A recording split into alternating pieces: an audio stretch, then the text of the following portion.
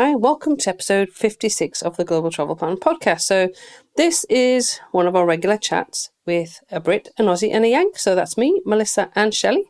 And today we're diving into the highs and lows of long-haul travel. So whether you're heading across continents or flying halfway around the world, we've got tips, hacks and real stories to help make those long flights a little more manageable. Hi and welcome to the Global Travel Planning Podcast. I'm your host, Tracy Collins, who with my expert guests will take you on a weekly journey to destinations around the globe, providing travel inspiration, itinerary ideas, practical tips and more to help you plan your next travel adventure.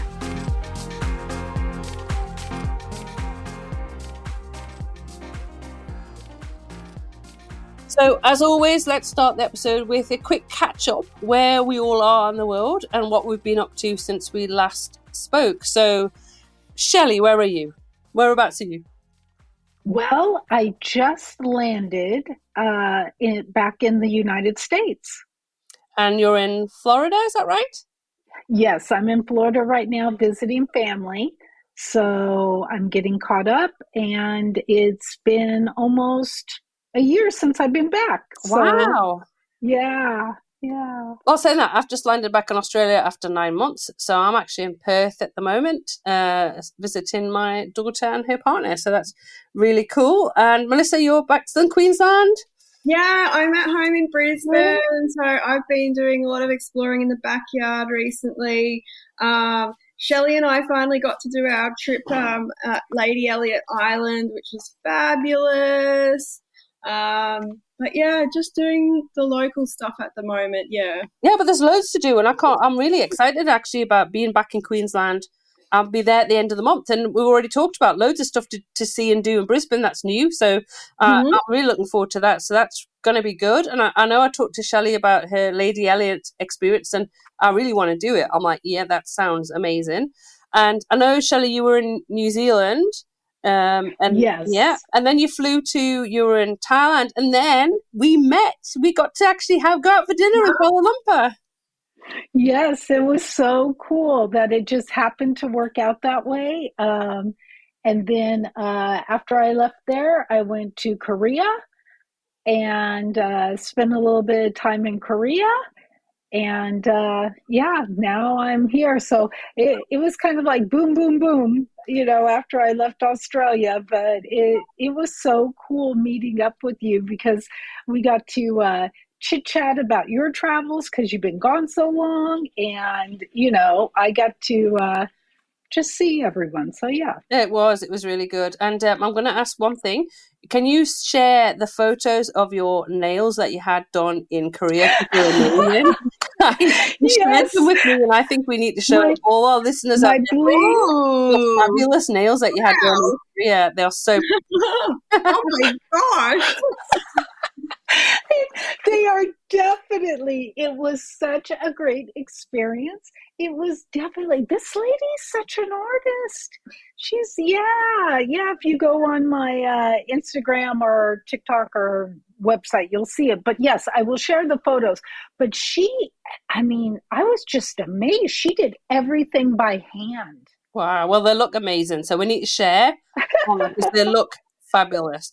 And Thank you. So the main thing we're going to talk about this episode is about surviving long haul flights, or just surviving flying when you're doing a lot of flights. And before you came on, Shelley, I was just saying to Melissa, I think I added it up, and I think we've done 17 flights I've done 17 flights, and Doug's about the same in the last 9 months, which is crazy. It's a crazy amount of flying.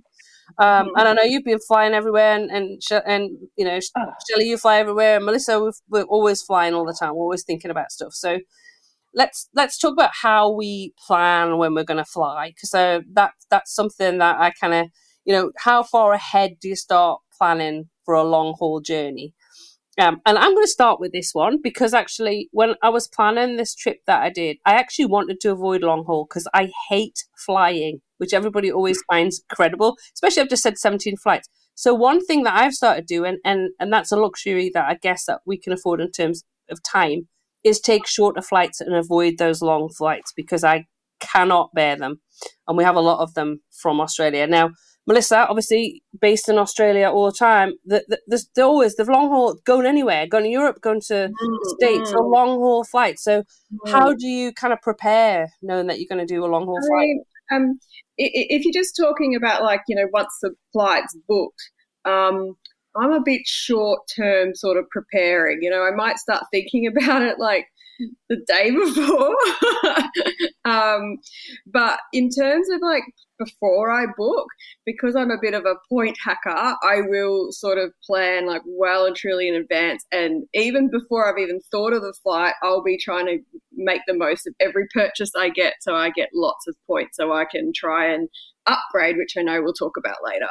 Yeah, for sure. What about you, Shelly, when you're taking, any of those long haul flights? Because I know you've just recently taken quite a few in terms of Europe to Australia, and then you've flown to Florida, which took quite a few hours. Yeah. So the long haul flights, I don't dislike them, but like you were saying, I totally get now from Australia, because that's got to be a really, really hard one. That one kind of like jet lag, I know we'll talk about later. That one kind of kicked me in the butt, to be honest, because it is such a long flight. And it's not so much that I haven't taken that long of a flight, long haul flight before. It's just I don't know, the time change. Yeah. I don't know what it is, but man, it was like intense. But as far as long haul flights, I consider a long haul flight, I don't know what you guys consider a long haul flight, anything over like 8 hours. Yeah. Okay. So, as far as that goes, if they have a layover, that's fine. But you know what? I'm the type that like, I'd rather just get it over with. So, I mean, if they don't, if it's a direct, if I'm lucky enough to get a direct, I'll take the direct every time. Okay. I'm going to ask this, would either of you do the 17-hour flight from Perth direct to London? I've done it twice. And? In business. Right, okay. I think I would do it in business class. Go ahead. I'm sorry, Melissa. No, I was just going to say I'm not sure I would do it on economy. Like I don't know. Business was hard enough, but it was very, very doable in business. Very doable. Okay. What about you, Shelly? That's one thing that I've done when I first started. I did the economy thing, and I just was a train wreck for several days after. Now, if that's the only way you can get there, I say go for it. You could recover later. Yeah.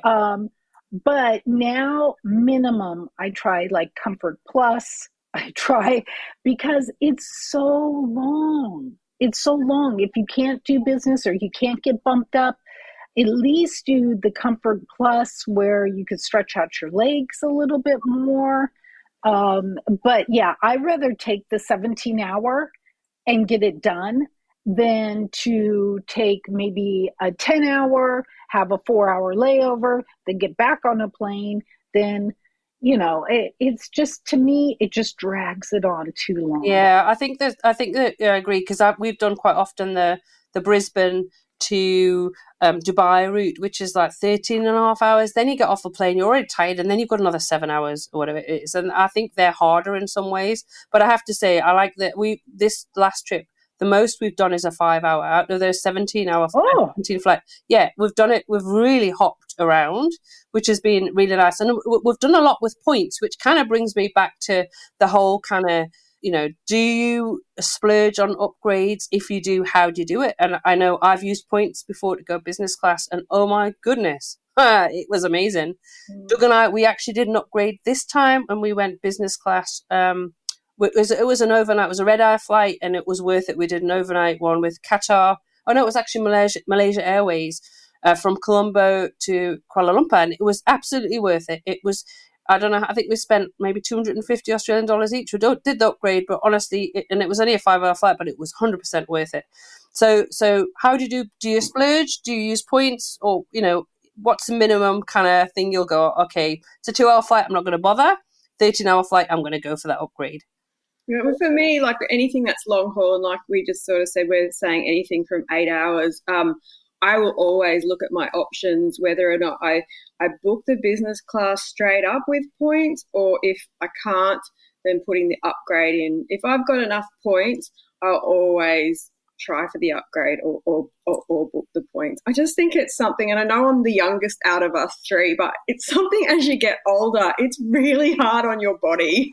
It's really hard on your body. And, you know, I am small, I don't have long legs or anything like that, so I can only imagine what it must be for other people. It's hard. So, yeah, I'll always go for an upgrade if I can. Oh, I absolutely agree. As you get older, just comfort becomes so important. And I know, Shelly, you look at using points as well, and looking to upgrade when you can. Yes. So I use points, but I usually will upgrade anyways.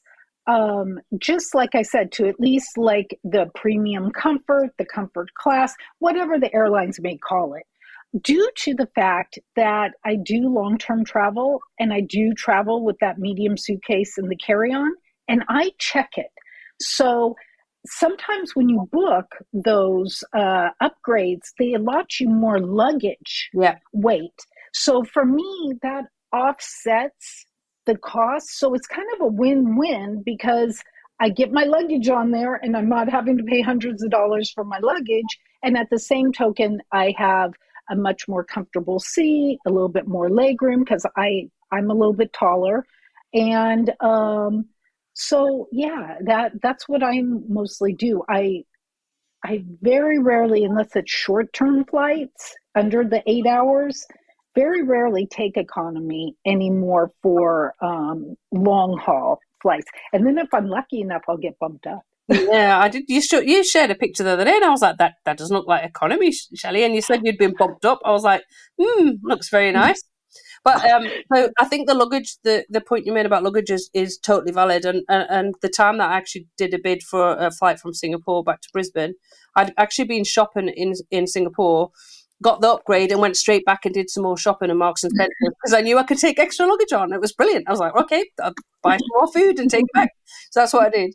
So anyway, let's talk about, is this, like, if we're talking about what we take on, so we've got a long haul flight, so over the 8 hours, are there particular things that you pack in your bag when you take on? So, I mean, I assume you've got some checked in luggage, but if you're taking on that personal hand luggage with you, what do you take on that you always pack? Like, I always have my headphones.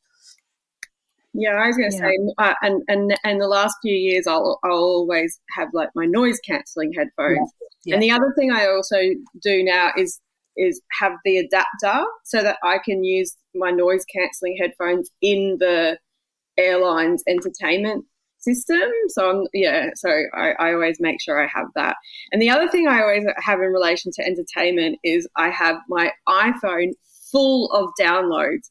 I remember one trip I did with a bunch of people, and that the entertainment system was not working, and I was the only one who had shows downloaded on my phone. Everyone else was just like, oh, this is so boring, it's so this. And I was shocked. These were all other travel bloggers as well, and I was shocked that nobody came prepared. Like, I always come prepared. You never know when those entertainment systems aren't working. So I have like shows from Netflix. I'll have podcasts, music, because I'm like, I never know what mood I'm going to be in. So I have a range of things, and sometimes I never use them, but it's always good to come prepared.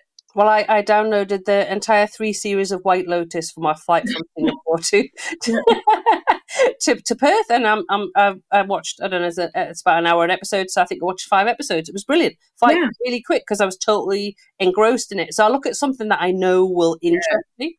Especially if you're not going to be on an airline that you know there's not necessarily going to be the entertainment, or as you say, it might not work. So 100% cover. One thing that I do, and I learned this actually from the amount of travel I used to do for my job previously, is I always put things like a little notepad and a pen in my book in a small little bag within my bag, so I can lift that out without having to scrabble around, because I think there's nothing worse than trying to find all your pieces in a bag. So I put them in small little tiny little packing bags and do that, and I find that really easy. And same with like a little toothbrush or whatever. If I have those things, then I can take those without having to take lots of different, like, trying to find things. I actually didn't do this on our flight from London to Morocco, and I lost my pencil from my iPad. Like, there you go. Yeah, I've just had to buy a new one. So I think that works really well. So that's a tip that I always do. One time I didn't, I lost something. So that's a good idea. What about you, Shelly? What do you always take with you? Tell me it's going to be skincare stuff. I knew it was going to be skincare. I could tell you what Shelly takes. It's going to be skincare. Well, Melissa saw me on our trip. I do bring like either the Evian or the mist water. I always have that in my purse because it makes your skin, the plane dries out your skin so much. So I miss myself just like a plant, like throughout the flight, or I'll go to the bathroom and miss myself. Plus it makes you feel a little bit good. Always, always, always a toothbrush and tooth kit. The airlines way back in the day, they used to, for long haul flights, they used to provide that stuff. They don't do it anymore. So I either purchase a little one or I snag one out of the hotel room before I leave.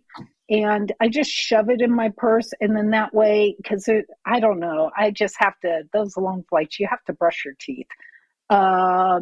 And then the other thing that I bring is, like you were saying in the last episode, you can't go wrong with a sarong. So I have a standard like sarong that I actually tie to my leather bag, and that's what I carry on. And I just tie it on there, super lightweight. But I can't tell you how many airlines, normally on long haul, they'll have a blanket, but sometimes they don't, or they run out or whatever. And it is flipping cold. So I will just untie it from my bag, and then I have a blanket. So those are kind of my essentials. And then I agree with all of you, noise canceling headphones. Those are like right up there with my skincare. Yeah, absolutely. And make sure you've got some, I guess, though you can't use it. You're taking a battery to charge your phone or your iPad these days. They're getting a bit strict with the batteries on some of the flights. I know. I can't think what flight it was. Yeah, maybe, yeah, weren't allowed to charge anything on the. So make sure you charge. Make sure you charge everything before you get on the plane. Like if you're going to have your iPad and your phone to watch stuff, make sure you charge it just in case you can't, because they seem to be getting strict with that. Well, I'll tell you, Tracy, I just went through Incheon Airport, and I have never been. Now, they've implemented this rule recently, and I've taken several flights since, but this was the first time that they actually asked me at check-in to show them my power bank. So I was like, okay. So I took it out of my bag. I handed it to her, and she took a piece of electrical tape, black electrical tape, and taped it over like the plugins, the inserts. I don't know what you call it. Okay. And I was like, okay, that's interesting. So then, she handed it back to me, and some airlines will require you to put it in a little plastic zip. Some airlines don't. But that was the first time I had seen where they actually had black electrical tape to tape over. So you couldn't use it. Yeah, that seems to definitely over the last few months become a bit more of they're really concerned. So yeah, just make sure you've got stuff charged up before you go on. I was trying to think what else I always take. I try to take a book, but half the time I don't read it, but it's just I have it if I need it. And Doug always has a drink, so he will always buy a bottle of water before we get on the plane. That's something we always do. Yeah, and one thing I want to piggyback off of Doug here, is I always make sure that I buy like at least a liter of water and maybe some one with electrolytes in it, so you stay hydrated. But the pet peeve I have is now these airlines have 2 checkpoints sometimes. So you think you have cleared the checkpoint. It's okay to purchase, and then they pop up another checkpoint, and then you're stuck with a liter of water that you have to chuck, and then you got to buy new water. That happened to me twice lately. And also, when I went the last time I went through Dubai, they after when you got, because there's a few checkpoints there before you get on the plane, but the very last one there was a water fountain, so you could refill a water bottle. So that's the other thing that obviously, rather than having to buy a bottle of water, is that Doug always travels with his water bottle. Is then if you can't refill it, if there's actual water stations, which I think that's also something I've seen a bit more, that they're trying to encourage you to do that. So that's pretty good. Yes.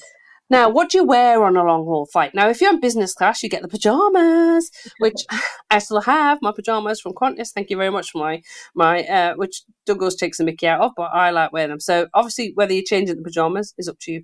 But generally, what do you wear on a long haul flight? Well, I tend to wear the most comfortable trousers I can find, and underwire bra, no, thank you very much, not very comfortable. So just a not underwire bra and comfortable top. I don't care necessarily how I look. I just want to be comfortable. But what about, do you go for comfort? And I can know what Shelly's going to say on this one. Style or both? See, I'm just comfort. What about you, Shelly? Because I know what you're going to say.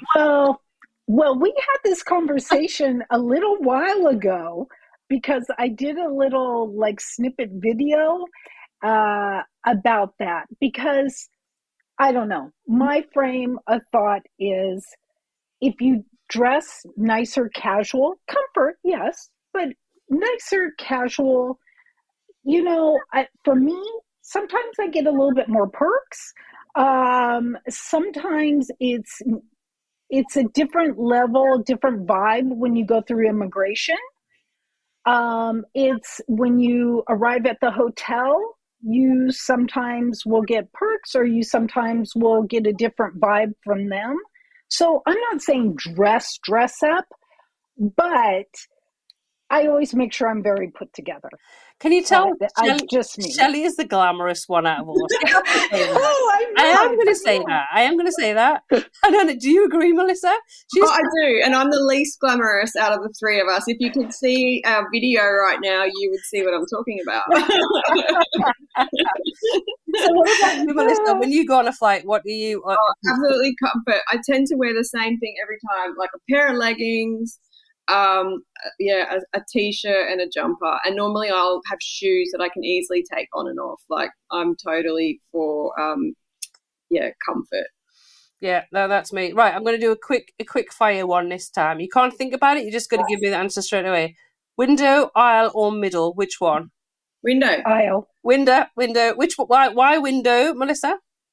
I like the window because I like putting my head against it to try and sleep. Yeah, I like aisle. Yeah, you've got long legs, so I'm guessing the aisle might be better for you for your legs, though, Shelly. So I like window because I like to see out. I hate it when it's night, and I hate it when they make you close the blind, because I like to see where I am. Even if I'm in the clouds, I want to see the clouds. I feel happier with that. Nobody wants to sit in the middle seat. Doug always wants the middle seat when we fly, because I always have to have the window one. So you kind of was a bit sulky about that, aren't you? I reckon they should charge less for the middle seat, because then maybe more people would sit there. Yeah, maybe that's true. That is absolutely true. So now, do you take snacks with you on the flight? Do you take anything in particular, or do you just depend on what they give you during the flight? I just, whatever they give me. I always take water with me, but might have some Mentos, but nah. Yeah, you should take sweets for takeoff. Something to chew on. What about you, Shelly? I always have snacks. I get teased by my friends because even going any place, I have snacks. When we went on our trip, Melissa, I had snacks. You did? You did. I did. Yeah, I always carry at least 2 protein bars, and then usually a small bag of nuts, and then of course water, because I have gotten stuck. If a plane's late, a layover, or I get in at 1 a.m. someplace and there's nothing open and no food. So sometimes it's not necessary for the plane per se, especially if you're in business or something like that, because they tend to feed you the whole time. But no, I always have snacks. So let's talk about jet lag. Now, I've avoided jet lag this particular trip because I've come back so slowly, and I really struggle with jet lag. I really struggle coming back to Australia is from being in Europe is particularly, I found that direction far more difficult than kind of going west towards Europe. Now, Shelley, you've just literally skipped a whole back. You've gone back in time. So you left the day and went back in time because you crossed the international date line. So you went over from Southeast Asia over to the States. So now, how are you dealing with that jet lag? Are you experiencing any jet lag? I am. Usually the first couple days are the hardest. But I will tell you, the Australia one, you are right, Tracy. That Australia one really kicks your butt. For some reason, that one's like the hardest one. But yeah, yes, usually the first couple days are like really the hardest. And what I tend to do is make sure I'm super hydrated before the flight, during the flight, after the flight, because I know it sounds minor, but it's good for fatigue, your mental clarity, all that. And then I also, try not to book myself for anything like the day after. And maybe even 2 days after if I know it's long, because then that way it gives my body, like Melissa was saying, especially if you're, getting a little bit older or you're traveling multiple flights, your body needs time to recover because you're not going to enjoy doing what you're doing if you're miserable. And then I try to stay up.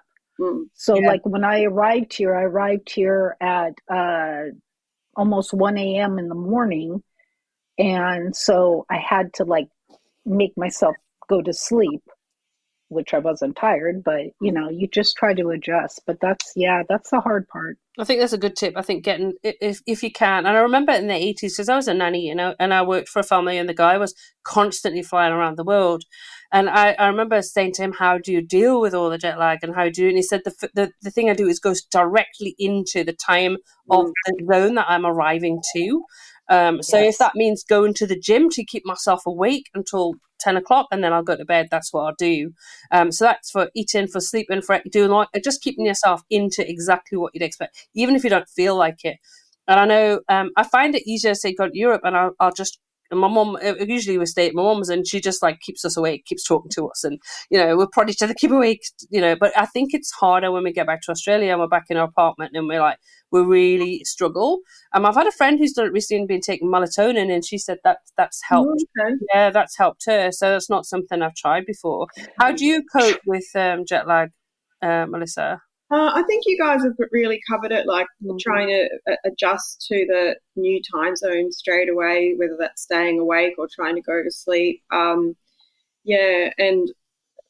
And giving yourself a bit of space. I don't know, I don't tend to find I suffer jet lag when I go somewhere, and I'm not. I kind of thought that was because I was really excited about the new place, and then when I come home, I find it really, really tough. But then everyone says it, so like you said, it's obviously something to do with coming back to Australia, and it messes with you.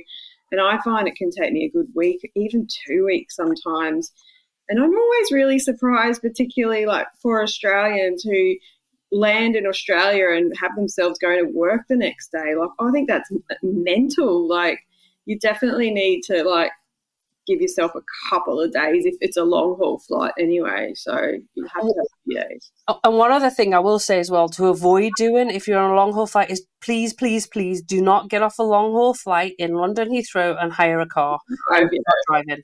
Really don't do that anywhere that you're driving, because it's even if you've been in business class and you think you slept, you still won't have had a proper night's sleep. And I just think that it's just a really dangerous thing to do if you feel like, oh, I'm just going to. So we always say, give yourself a day, give yourself some time. And then when I talk to people flying into London, give yourself that to just do a hop on off bus, get picked up at Heathrow, get taken to your hotel, chill out. Don't put stress on yourself to overfill your first day. And I know some people have said, oh, well, I'm so excited, I want to do everything. I said, to be honest, I feel sometimes like a zombie on that first day where I couldn't tell you half the time what I'm doing. Sometimes you like feel like you're floating because you're so tired. And, and people have said that people who work night shift have said that's what it's like when you do a night shift and you get into your sleeping pattern. So I think it's important to give yourself that time to adjust. Don't put too much pressure on yourself to fill your first day with loads of stuff. And when you get home after the trip, don't go back to work if you can the next day, especially when you're doing a long haul flight back to Australia, which is, we're talking 23 hours. It's Brisbane. It's a long flight. So I think those are all kind of important things to think about. I was going to say, Tracy, you're absolutely right about hiring a car. But like when I went to Australia, I did not drive for like the first week. I had to go to the store or whatever. I took an Uber. Because I was so wiped out. I'm like, there is no way I'm going to get behind the wheel of a car. So that is like really, really pertinent information. For sure. Yeah, I think it's important.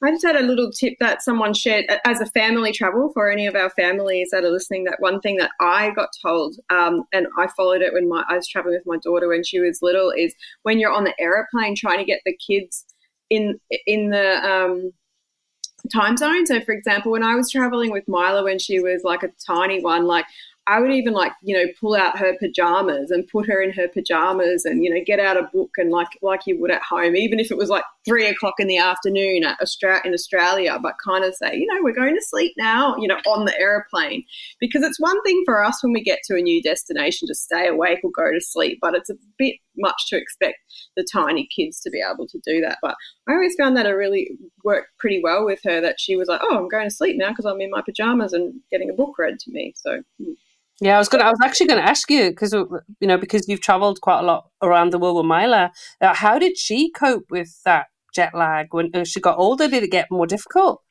She was always a really good sleeper on an aeroplane. So, I don't know whether I was just lucky, but, I think when they're little, it's much easier for them to be on a plane. One thing that I did, and I guess this is a tip for long haul flights, I've always paid for a seat for Mila. I've never, ever flown long haul with her on my lap. I do not know how parents do that. That's crazy, I think. So I've always paid for her to have her own seat. And you know what the good thing is? They're so tiny. They take up so much little space, so you get a bit of extra space as well. That's a good one. That's a good thing. But I know, like, you might be like, oh, but I can save money. But honestly, I think it's crazy to think that you're going to have a kid on your lap for 17 hours or whatever it is. No, definitely not for that. I couldn't imagine that. I think that the first time I took Dominique long haul, she was 5, and I took her to South Africa, and she had her own seat. There's no way. It's like, no, she'd have to. I don't know. Is there an age limit on when you can? Oh, okay. Yeah. Well, at least my daughter's 14 now, so it's been a while, but at least it used to be 2. Yeah, no, I couldn't imagine even having a wriggling toddler trying to. No, really, really difficult. Really difficult. Okay, so let's end the podcast. We've been talking for 30-odd minutes already, which is, we can talk forever. I know we can. And talking about flying, because it's something we do all the time. I think it's really important. Now, have you got one tip that you would share for surviving long haul? And I'm going to start with saying, if you can avoid it, that's my tip. I enjoy doing Australia though. Well, and we've got a few long hauls at the end of the year because we've got to South America and Antarctica, aren't we? So we've got long hauls coming up, which I've already started to talk about stressing and going, oh my goodness. But I'll be with you. I don't like flying on my own as well. So if I can fly with a friend doing long haul, that's mine. What about you, Melissa? Have you got any particular tip? Oh, save up for those points and fly business class, or like Shelly said, at least the middle one, premium economy, tends to what we call it here in Australia. But yeah, save up those points and don't fly economy. Yeah, that's a good one. And Shelly? Could I do 2? Okay. So one, for long haul flights, I know this may sound a little bit frivolous, but like, I'm a vegetarian. So I make sure that when I'm booking my flight, that my meals are pre-ordered before I go because there's nothing worse than getting on a flight and then you have no food. So that's going to cause more jet lag. That's going to cause this. That's going to cause a bunch of things. So that's one thing. And the airlines don't charge anymore for that. So, I mean, you might as well get what you want to get. And then the other thing I would say for a long haul flight is, again, try to book it at least like a couple weeks or 3 weeks in advance. And again, I use my VPN because sometimes if you are looking for flights on search engines, you can purchase the ticket in that country's currency. And that could save you a lot of money if you, like myself, I'm US, and let's say I buy a ticket in, Asia, the currency exchange. So, keep that in mind when you're searching your flights. It's worth a look. Oh, those are really good tips. Well, it's as always, it's really good to catch up with both of you. Next month we've got a great topic because we're going to be talking about kind of lost in translation. So we're going to be talking about this in language because there's been some really interesting TikToks being shared by Shelly, which have gone down a storm. We might all speak English. But Australian English, British English, and American English are very different, and there are often lots of things lost in translation. So we're going to be talking about that next month. But it's been great chatting to you about flights and about long haul travel. I do want to do a big shout out from all of us to Laura, who I think is probably one of our biggest fans. Yes, thank you. Every week, Laura's leaving us a message on SpeakPipe, which is wonderful, and we love listening to your tips and your thoughts as well, Laura. So please continue to do that. It's very special, and we really look forward to that. So thanks very much. And anybody else listening, if you want to leave us a message, get in touch with us via SpeakPipe, like Laura does. We'll get back to you, and we'll give you a shout out on the podcast because we love to. We want to get to know you guys as well. What is it that you want from us? What information can we share from our experience and our tips? What do you want to know? That'd be great. So let us know. But great to catch up with you guys. I'm going to be seeing you soon, Melissa. Woo! I'm not sure, Shelly, when we're going to catch up, but we'll make a date for the next podcast for the end of next month. But great chatting to you guys. So thanks very much, as always, for joining me this month. And I'm just going to say you can find all the links to anything we talked about in the show notes at globaltravelplanning.com/episode 56. And there will be links to Melissa's website and Shelly's websites, TikTok, all social media, so you can follow all of us on that. But that leaves me to say until next week's episode, happy global travel planning. Bye. Thank you for joining us on this episode of the Global Travel Planning Podcast.